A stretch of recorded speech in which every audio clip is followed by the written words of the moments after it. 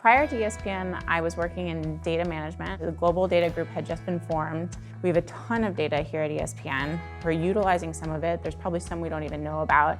How do we coalesce that all together to have a repository to make the right decisions, whether it be for marketing, for personalization, for advertising? The scope of the problem was interesting to me in terms of all of that data, but also the idea that it was going to feel a little bit like the startup world that I loved, but sitting inside an environment with huge resources the size of ESPN, the size of Disney. One of the biggest endeavors that we've gone after on the ESPN side is bringing together all of that consumer information, but also marrying that together with what's happening in sport right now. We have this notion of what's going on in this environment, whether it be a game or whether it be SportsCenter or whether it just be a consumer tuned in to read an article on the website.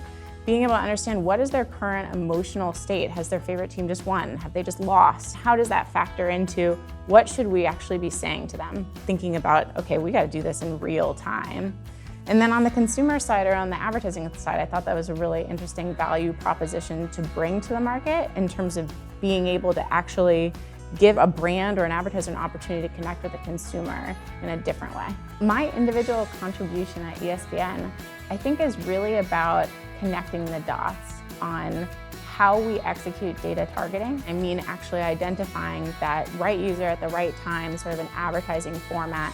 There's a bunch of underlying connections that need to happen to be able to understand that user, to be able to bring the right context with them, to understand them in multiple platforms. What I like the most about what I do is it uses both sides of my brain. So it gets to be both an art and a science. It's the art, but it's married back to the science. It's understanding who someone is and actually having the technical depth to be able to architect what those pathways are. And I think for me, that's what makes it both fun and challenging, but also I like that at the end of the day, everything I do is measurable.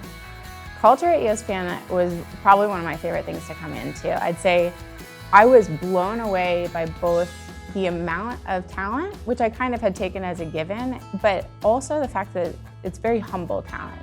You've got people who generally want to learn, are generally interested in not just what's going on within the walls of ESPN, but also what's going on in the ecosystem, what can we tap into, what can we learn. We're a pretty diverse group. I think that honestly leads to better problem solving. It's everything from backgrounds to cultures and ethnicities. You can see that when we come to a problem, we're really coming from a different point of view and perspective.